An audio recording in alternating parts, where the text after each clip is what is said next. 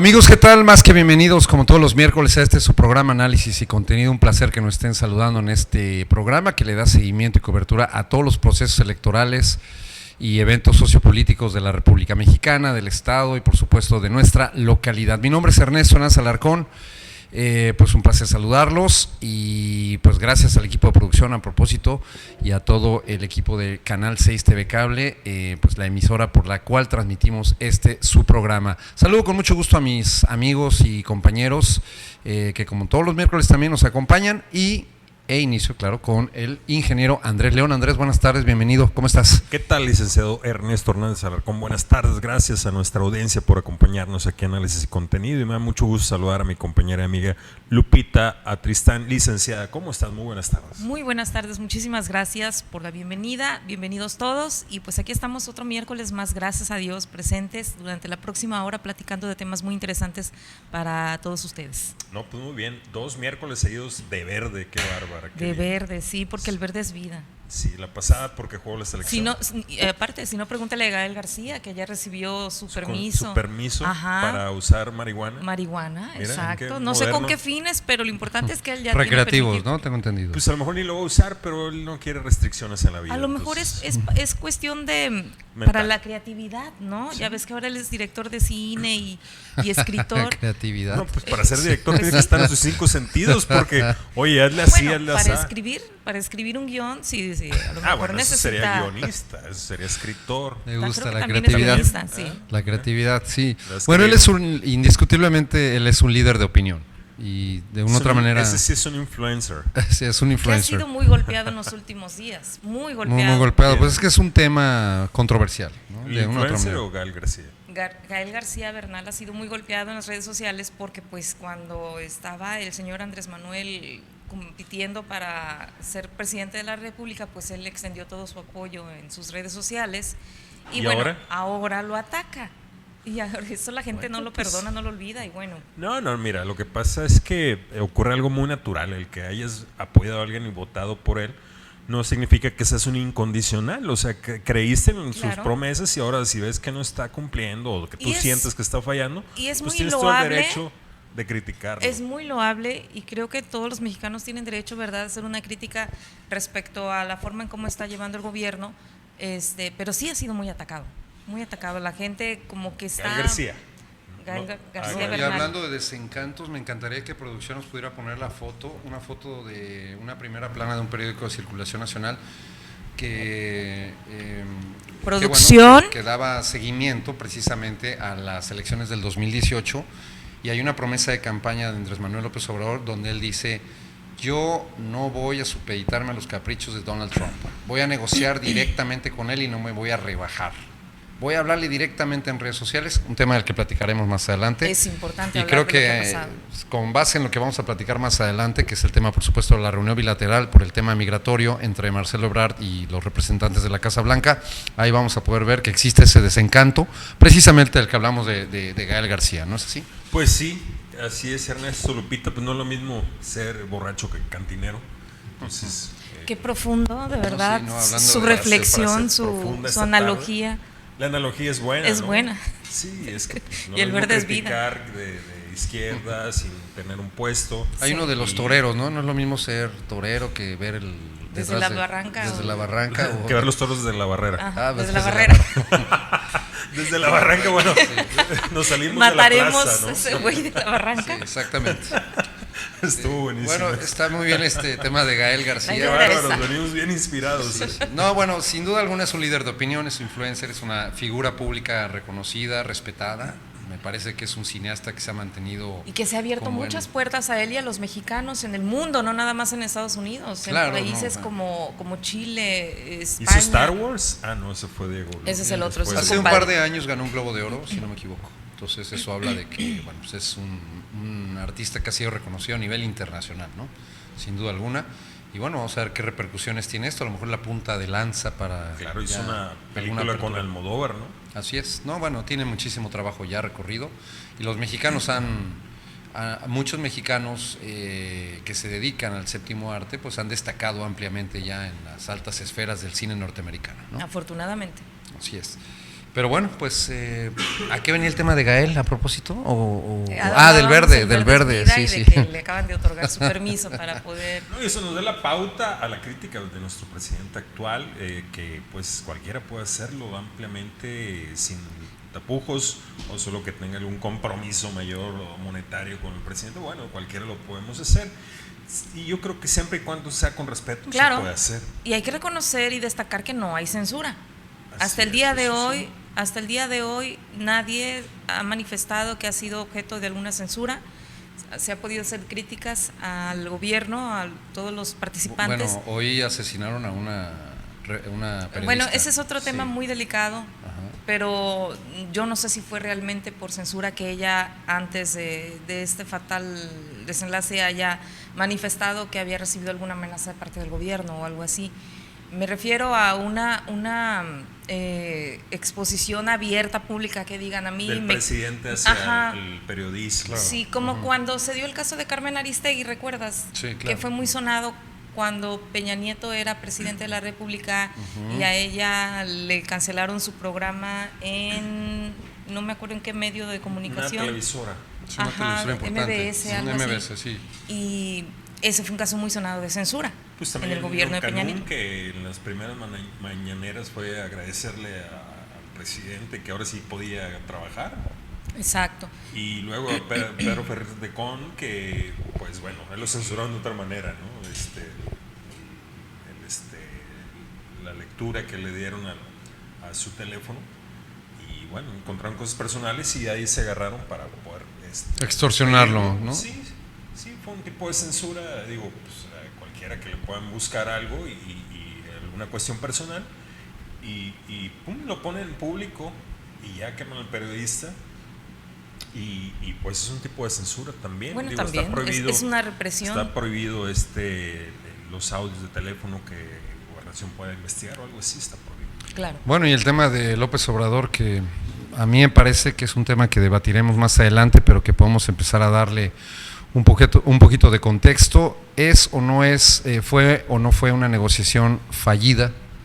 ¿Fue un triunfo para el Estado mexicano o fue simple y sencillamente un acto de sumisión? Yo creo que ese es un tema que tenemos que poner sobre la mesa, discutirlo y llegar a una conclusión.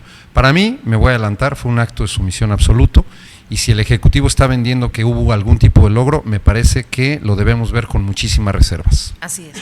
Con muchísimas reservas, sí, absolutamente. Lo que sí es un hecho es que, con base en lo que acabo de comentar, bueno, pues no hay no está poniendo en su lugar a Donald Trump como lo prometió López Obrador, así que para mí esta es otra promesa de campaña fallida. Y dime quién lo va a hacer, quién se atrevería siendo presidente, tratando de guardar las formas. Ni siquiera Putin, ni siquiera Vladimir Putin. Ni siquiera Putin lo hace, así es. Cuando fue el conflicto recientemente en Venezuela, recuerdan que se antojaba que hubiera un confrontamiento Estados Unidos con Rusia, un país sumamente poderoso y con poderosos aliados, y hasta él guardó la compostura, sabiendo lo que podría originar, a lo que podría orillar y de lo que es capaz Donald Trump. Es que estamos hablando de un mandatario muy diferente a todos los que ha tenido Estados Unidos. Estamos hablando de un mandatario, de un jefe del país pues más poderoso del mundo, pero con unas formas de actuar muy distintas, muy apasionadas. Y recordemos también algo muy importante que dijo en el transcurso de la semana pasada Jorge Ramos, que ya sabemos que él trabaja por un medio de Estados Unidos, aun cuando es mexicano. Él dijo, tengan mucho cuidado, recuerden que Trump está iniciando su campaña de reelección. Claro, entonces, vienen elecciones, así es. En un año ya viene la reelección. Por cierto, déjame te platico que hoy en la mañana veía en las noticias, este es un paréntesis, que no anda muy bien en las encuestas Trump, inclusive de su mismo partido, hay gente por encima de él en las encuestas de preferencia. Esto está desequilibrando mucho al presidente Trump. No sé si fue ayer o antier, tuvo la idea sin planearse, ¿cómo se dice? La acción espontánea de hablar arrebatada, a un programa, ¿no? Arrebatada. Espontáneo, porque no creo que es espontáneo, creo que es arrebatado. Arrebatada porque quizás no la pensó, fue un acto de desesperación. Se comunicó un programa de televisión que hablan de economía y él habló sin ser invitado, sin que se haya anunciado su llamada o su entrevista, él habló y empezó a hablar de estas negociaciones con México. O sea, son actos desesperados. El día de ayer también se presentó ante los medios de comunicación ahí en la Casa Blanca diciendo que sí hay acuerdos secretos entre México. Que hay 2 acuerdos secretos. Ajá, ya está enseñando el sobrecito. Enseñó la hojita, ¿verdad? La hojita del acuerdo donde vienen 2 firmas. Tomaron foto. Sí. Pero sí. Un medio de comunicación se observó que es el mismo que tenía Marcelo Ebrard. Observó y aparte hizo un estudio detallado, un análisis detallado del contenido del escrito y lo presentaron ahí el día de hoy en los medios de comunicación.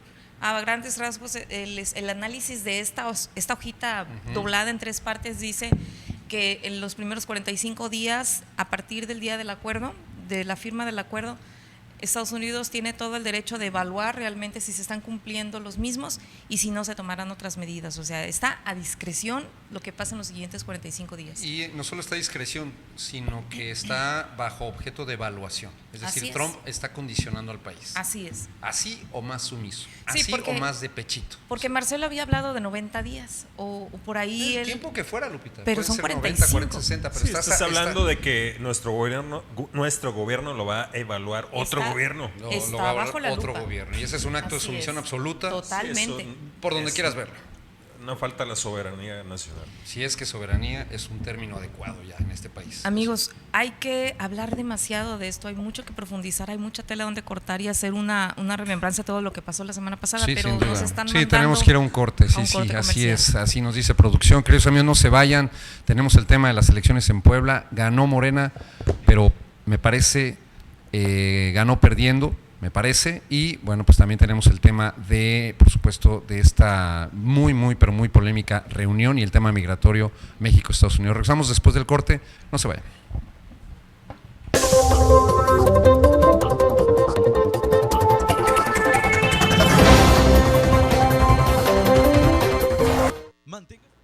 Bien amigos, ya estamos de regreso en este su programa Análisis y Contenido. Bueno, traemos temas bastante interesantes después del proceso electoral que se llevó a cabo en varios estados de la República, entre ellos Puebla, uno de los estados más importantes, no solo en materia económica, sino en materia política de nuestra República Mexicana.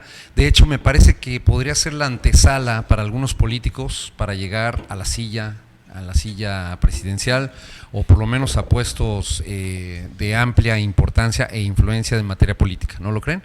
Y bueno, pues recientemente se llevaron ahí a cabo elecciones extraordinarias porque el año pasado, 2018, se llevaron a cabo, por supuesto, ahí las mismas para elegir gobernadores, algunas presidencias municipales, senadurías, etcétera, etcétera, pero la más importante, más trascendente fue la gubernatura, donde contendieron Marta Erika por parte del Partido Acción Nacional contra Luis Miguel Barbosa, representante de Morena, entre otros, junto con otras coaliciones, y bueno, pues el triunfo le correspondió a la representante del PAN, pero el 24 de diciembre, queridos amigos, recuerdan ese trágico evento donde pues falleció la entonces ya electa gobernadora del estado de Puebla junto con su esposo, el senador Rafael Moreno Valle. Bueno, pues fallecieron en un accidente aéreo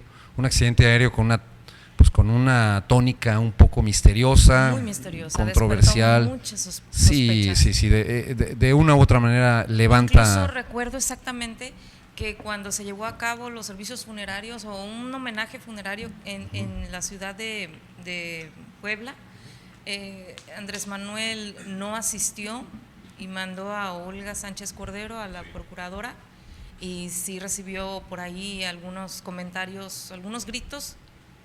Abucheos, ¿no? Me imagino. Reclamos, gritos muy desafortunados. No, pues por supuesto que es muy aventurado por parte de nosotros o de cualquier ciudadano común realizar aseveraciones al respecto, pero sin duda alguna pues creó una estela de misterio. Claro. Y bueno, pues por esa razón se realizaron en estos comicios electorales las elecciones extraordinarias allá en el estado de Puebla. A mí me sorprendió en cierta forma que el partido de Morena haya nuevamente enviado como su representante a Luis Miguel Barbosa, no solo por el evento en sí, porque levanta suspicacias, sino además por el tipo de personaje que es, tanto en materia personal como en materia política, que bajo mi apreciación es alguien de verdad muy, pero muy deleznable, ¿no? Entonces, No, yo... más allá de eso, sorprendente que lo hayan puesto otra vez de candidato y más sorprendente de que haya ganado. Eso es lo más sorprendente porque sí realmente Marta Erika no ganó con mucho margen, pero pues en esas elecciones traía de cobijo que nuestro actual presidente estaba en la lista de votación, en las boletas. La inercia, ¿no? La inercia Sí, obviamente le ayudaba a Barbosa o cualquier miembro de Morena que fuera candidato. En ese momento le ayudó y aún así no ganó. Y en esta ocasión, aparte de un lado del sospechosismo, vamos a decir así, la inercia de que había ganado el PAN, no le ayudó al PAN, y aparte la condición de salud que tiene tan crítica, se dice que es muy crítica y sí se ve cuando está en la televisión tratando de hilar palabras o hablar, sí batalla bastante. No, y hay otro factor, mi querido Andrés, Lupita, que yo creo que también fue determinante. Enrique Cárdenas, el candidato, el abanderado por parte del Partido Acción Nacional, no es miembro del Partido Acción Nacional, él era miembro de uno de los partidos con los que Acción Nacional hizo una coalición, en este caso, si no me equivoco, fue con el Movimiento Ciudadano, porque también hicieron coalición con el PRD, un partido a propósito ya en clarísima extinción.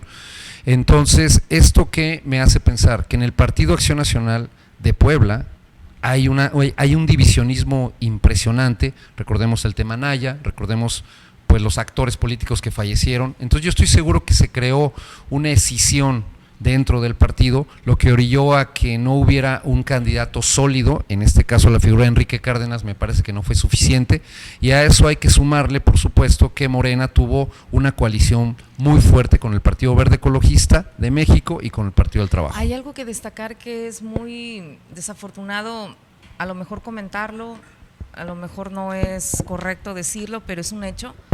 Cuando un candidato o cuando un gobernante, bueno, en este caso voy a hablar de un tema en específico, cuando un candidato de un partido fallece de manera inesperada, normalmente ponen a un sucesor en su mismo partido y por la cuestión del efecto nostalgia, gana. Tal fue el caso de, ¿se acuerdan? Rodolfo Torre Cantú, cuando él falleció.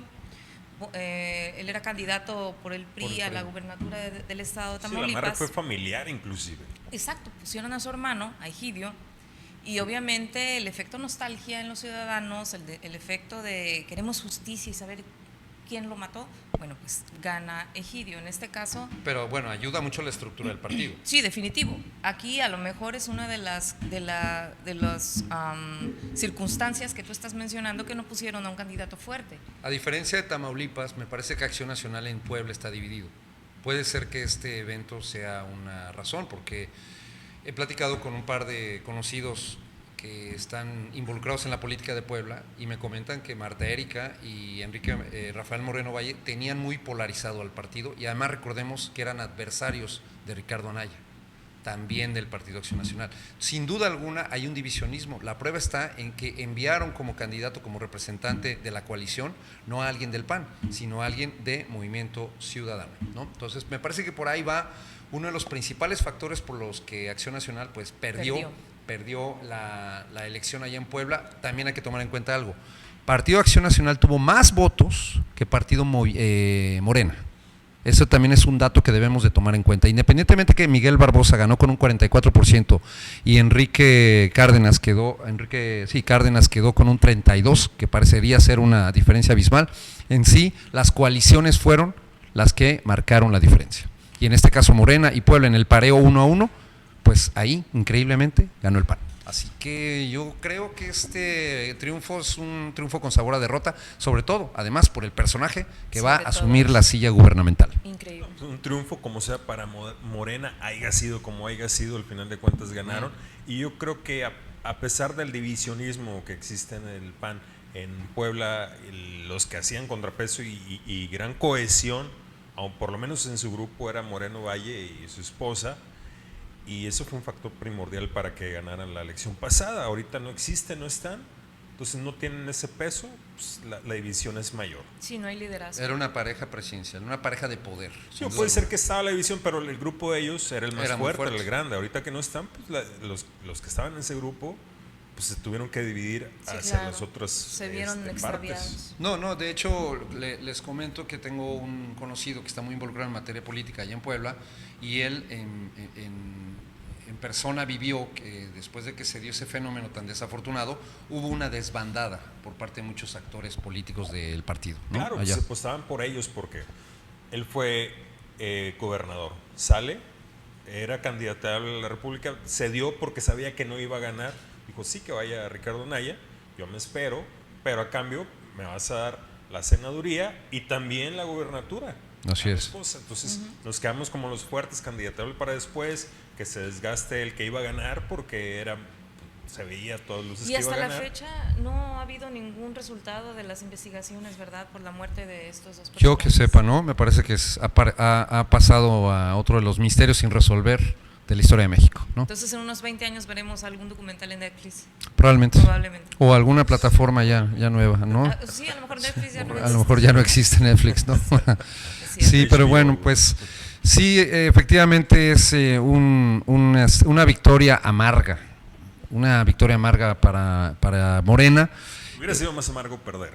Sin duda alguna, pero hubieran perdido. Me parece que este gobernador va a dejar un muy mal sabor de boca ahí con los poblanos, una sociedad además muy cerrada, una sociedad que es también que no perdona tan fácilmente, así que vamos a ver cómo se desenvuelve Luis Miguel Barbosa, y vamos a ver si esto le da bonos o le quita bonos a el presidente, que de por sí ya está un poquito desacreditado por algunos movimientos, por algunas decisiones, por algunas acciones en estos 8 meses de gobierno que ha transcurrido, ¿no? La credibilidad dio muy fuerte y seguía, aunque hayan pasado muchas cosas, pero pues con lo que acaba de pasar estos días, sí se ve una picada,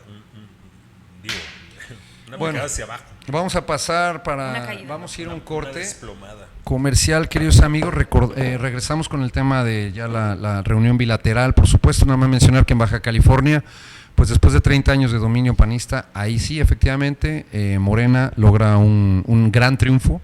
De hecho logró mayor diferencia porcentual con sus adversarios, y yo creo que ahí sí el mapa político se cambia de manera radical. Estamos hablando que es el norte-occidente del país, y por primera vez Morena se posiciona ahí. Ahí sí yo considero que es un triunfo con sabor a triunfo, ¿no? Vamos a ver qué pasa, y bueno, pues por lo pronto regresamos después del corte a su programa Análisis y Contenido. No se vaya.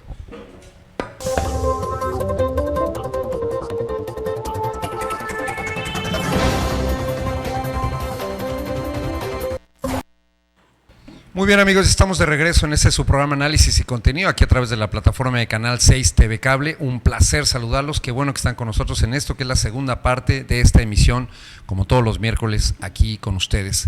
Bueno, saludo de nueva cuenta a mis compañeros, a mis amigos, el ingeniero Andrés León, la licenciada Lupita Tristain. Bienvenidos, queridos amigos. Gracias. Quiero mandar saludos al señor Omar Salinas, que nos está viendo en este momento a través de su aparato de televisión. Saludos. Gracias, Omar, que esté muy bien. Saludos también a Ana, por favor, que seguramente ahí está contigo, y espero que nos veamos pronto, ¿no? Bueno, pues tuvimos, no sé, me remito al inicio, ¿no? Las palabras de Andrés Manuel en campaña. ¿Qué hubiera pasado si esto hubiera sido una reunión bilateral liderada, en este caso, por Enrique Peña Nieto? Me parece que uno de los primeros detractores de los resultados de la reunión hubiera sido Andrés Manuel. Sí, definitivamente el primer crítico. Recordemos a un hecho que sucedió en el gobierno de Peña Nieto, que mostró un poquito de soberanía a pesar de sus muchos errores. En alguna ocasión, Trump, cuando empezó con su historia del muro y cuando empezó a decir en todos los medios de comunicación y a todo el mundo le dijo que México iba a pagar el muro, Peña Nieto fue el primero que dijo no lo vamos a pagar. Trump, tiempo después, dijo que, no sé, era un día entre semana, el día miércoles, es un ejemplo, el día miércoles tal, el presidente de México va a venir a Washington porque vamos a hablar sobre los costos y el tema del del muro fronterizo que México va a construir. Inmediatamente después, Peña Nieto manda un comunicado diciendo: yo no voy a asistir a ninguna reunión con el presidente Donald Trump y México no va a pagar el muro. Yo me acuerdo muy bien porque todo el tiempo nos la pasamos criticando al expresidente Enrique Peña Nieto, pero en esa ocasión pues yo tuve que reconocer que en un acto de soberanía defendió a nuestro país y dijo: no voy a la reunión que está diciendo mi compatriota del vecino país y no vamos a pagar el muro. Al día de hoy creo que sí lo vamos a pagar. Bueno, yo pienso que el país ha demostrado en reiteradas ocasiones a través del Ejecutivo una sumisión absoluta a nuestro vecino del norte. Eso es algo… Sí, es histórico. Histórico y me parece que ya forma parte lo hemos dicho varias veces en varias ocasiones, sí. Ahora, bueno, Estados Unidos es el país más poderoso del mundo, ha faltado una buena negociación, ha faltado una negociación asertiva, ha faltado crear mejores vínculos, quitarnos ese complejo, en fin, hay muchas cosas, pero eso no es el tema. El tema es que López Obrador, en su cuarta transformación, prometió que iba a cambiar radicalmente eso y nuevamente se está comiendo sus palabras porque vamos a darle un poquito de contexto a ese tema. ¿Cuál fue la amenaza de Donald Trump? 5% de aranceles. En el inicio, cada semana iba a subir un 5% más hasta llegar a 25%. Si no te conviertes, México, en mi Guardia Nacional con este tema de los migrantes. ¿Tiene o no tiene razón? Hay un libro, y esto lo retomo de una entrevista que vi el día de hoy, que está publicada en la página de Análisis y Contenido, si la quieren ver, donde un analista político menciona que leyó los libros de Trump no como presidente, él tiene varios libros como empresario. Sí. Y él menciona abiertamente que una de sus técnicas de negociación ha sido, es y será siempre atacar como primera instancia, atacar, amenazar y atacar. Claro. ¿Lo voy a hacer? No, pero es lo que tengo que hacer para intimidar a mi rival. Sí. Él lo trae como una filosofía, es una regla de vida, por supuesto, absolutamente. En política, eso no lo puedes hacer siendo el mandatario del país más importante del mundo, por muchas razones. Así llegó a ser presidente y no lo va a cambiar. Así llegó a ser presidente, pero ya debemos de entender que Trump en materia política, tomando esa actitud, es perro que ladra, pero no muerde. Y me parece que el Ejecutivo, junto con la coordinación de la Secretaría de Relaciones Exteriores, debieron haber analizado eso.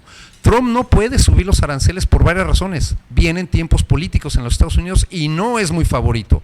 No es muy favorito para el electorado norteamericano y no puede subir un arancel que automáticamente perjudica a México, perjudica la paridad de peso-dólar, perjudica incluso a los mercados internacionales, pero además perjudica al ciudadano norteamericano común y corriente. Norteamericano. Absolutamente. Sube la canasta básica del ciudadano norteamericano hasta $800. Sí, el comprador lo tiene que pagar eso. Exactamente. Entonces Trump, por más grotesco, arrebatado que sea, porque me parece que eso es, no puede permitirse ese lujo.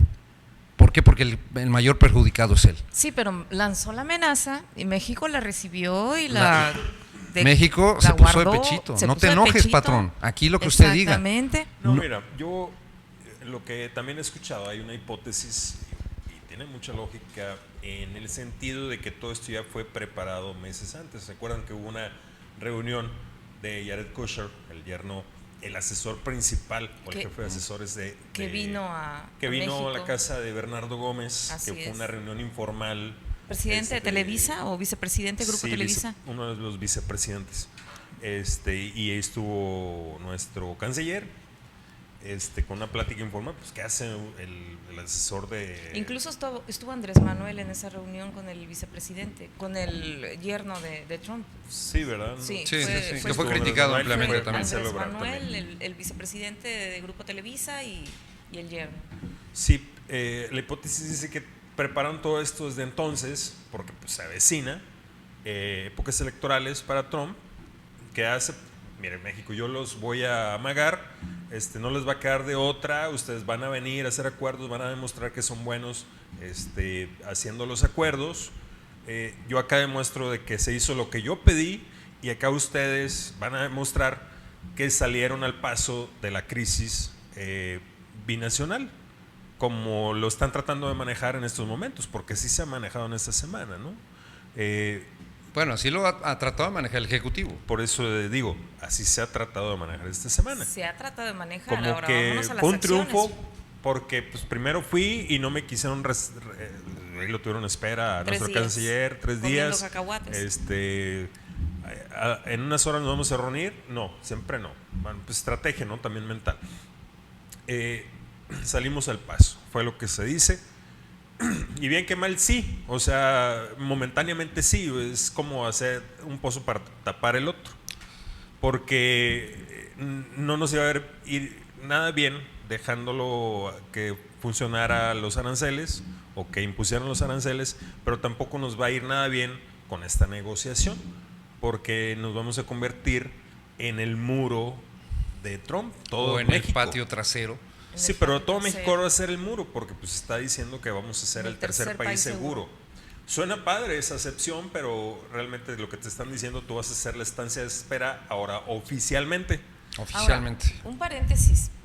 El acuerdo es que realmente, bueno, hay 4 puntos que vamos a hablar ahorita. Hay 4 puntos, sí. Que van dentro de este acuerdo, que ya los tienes por ahí listos para compartirlos. El problema es que uno de los acuerdos es que realmente la Guardia Nacional va a mandar 6,000 elementos a la frontera sur del país para resguardar ahí la entrada de los migrantes, para proveer seguridad también a los mexicanos. Pero quiero decirles que ¿en cuál Guardia Nacional? Todavía no tenemos Guardia Nacional, todavía no hay. Bueno, ahora va a tener que haber, porque este es un acuerdo. Sí, pero estás hablando de que tenemos 45 días para una evaluación. Mira, Lupita, ahorita, amigos, es una instrucción del verdadero jefe del Ejecutivo. O sea, lo tiene que hacer porque lo tiene que hacer. A mí me parece que el problema es que dijeron económica, desde el día 1 ya va a estar ahí los elementos de la Guardia Nacional en la frontera sur. Es día no sé qué, desde que se firmó el acuerdo, se firmó el pasado viernes y todavía al día de hoy no hay nada por allá. Ok, mira, yo pienso, queridos amigos, Andrés, que en materia económica fue un triunfo. No un triunfo, sino más bien fue un curita. Fue una negociación. Fue una negociación. Un remendo. Que no por lo exitosa. menos tenemos paridad económica estable. Perdón, paridad peso-dólar. No hubo una depreciación del dólar. Económica. No hubo un incremento del valor del dólar a 23, 24 pesos. Más Se mantiene no fue todavía una negociación exitosa. No. ¿De acuerdo? La negociación en términos políticos fue un fracaso para México. Sí. Porque se oficializó la sumisión de México ante los Estados Unidos. Sí. Como bien lo dijo claro. Andrés. Se oficializó, México es un siervo de Estados Unidos en materia política. Y en materia económica, bueno, por lo menos logras paliar que la frontera no sufra el incremento de los aranceles. Bueno, la economía mexicana no sufre el incremento de los aranceles, no la frontera en lo particular, la economía, y que la paridad peso-dólar se mantenga estable. Por ahora, porque la amenaza sigue. Sí, pero es latente. Aquí hay algo que también hay que siempre mencionar. va a seguir. En cierta forma, México tiene que blindar su frontera. Ese es su trabajo. Ese era algo que ya se tenía que haber hecho. Pero lo que Estados Unidos le está diciendo es: ponte a hacer tu chamba. Exacto. Le está diciendo a López Obrador: haz tu trabajo, ciérrame ahí. Pero no es lo mismo que tú como presidente de la República digas: voy a blindar mi frontera sur porque esto se está descontrolando. A que te lo diga tu verdadero jefe. Tu verdadero jefe. Ese es el no problema. Sabes hacer tu chamba, tengo que venir yo y con eso según me voy a subir los puntos para la siguiente peor elección. Peor aún cuando tú como presidente ofreciste refugio, casi los invitaste a pasar aquí, que vas a tener trabajo, vas a tener permiso de vivir, mientras y la pasas cómodamente mientras llegas a cómodamente tu destino. Entre comillas, ¿verdad? Pero sí, no, pues hubo camiones y hasta unos gobernadores pusieron camiones para que eran caravanas de migrantes. Pero porque sabían que iban para allá, a final de cuentas iban a quedar muchos en México. Lo estamos viendo aquí en Nuevo Laredo. Vi un artículo hoy de Javier Claudio, a quien le mandamos un fuerte saludo, que hay aproximadamente más de, no recuerdo el nombre, pero una cantidad impresionante de migrantes aquí en Nuevo Laredo. Impresionante, ya han impresionante. estado pasando varios, ya se está resolviendo por ahí el asunto migratorio, pero tienen los 4 acuerdos. Ok, vamos con los 4 acuerdos. A reserva, por supuesto, saber los 2 acuerdos clandestinos que Trump tiene ahí bien escondiditos. Los 4 acuerdos, pero antes de... Ya son las 6:46. 6:46. Bueno, pues rápidamente quiero comentar que de estos 4 acuerdos, mejor déjalo para hay el uno que es segmento. mera retórica. Sí, queridos amigos. Vamos a un corte comercial. Regresamos pues con el cierre ya de su programa Análisis y Contenido.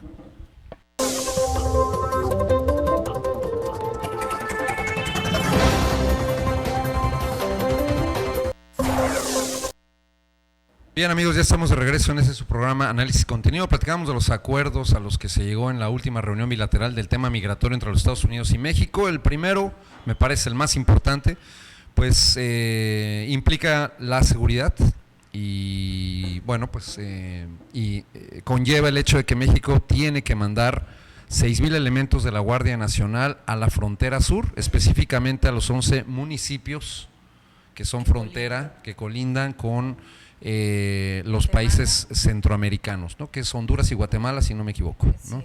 Sí, si bien no, creo que son los únicos dos. Países que colindamos en la frontera es Guatemala y Belice. Guatemala y Belice, perdón, sí, Guatemala y Belice. Entonces, los 11 municipios que colindan, o sea, los 11 municipios mexicanos que tienen, son frontera, pues tienen que estar resguardados, blindados por la Guardia Nacional en los próximos 40 días. 45 días. 45 días. Estabilizados dentro de los 45 días, porque son para que se queden, no es para que estén esos 45 días. Y a mí me parece algo... 45 días para dejar estabilizado 45 días la primera evaluación. En 45 días nos van a evaluar, nos van a checar a ver cómo vas. Ahora, la Guardia Nacional iba a funcionar para que nos cuidara, ¿verdad?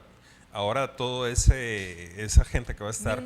Bueno, son 6,000 elementos, me parece que no es una cantidad... Pues, ¿cuántos deberían de estar en Tamaulipas? Tal vez el doble o triple de ellos. O sea, pues, sí. ¿Y cuánto hay ahorita en Tamaulipas? Cero. No es... sí, pero por ejemplo de militares que están resguardando, ¿cuántos hay? ¿Cuántos ves? Finalmente los soldados van a terminar yendo a la frontera sur.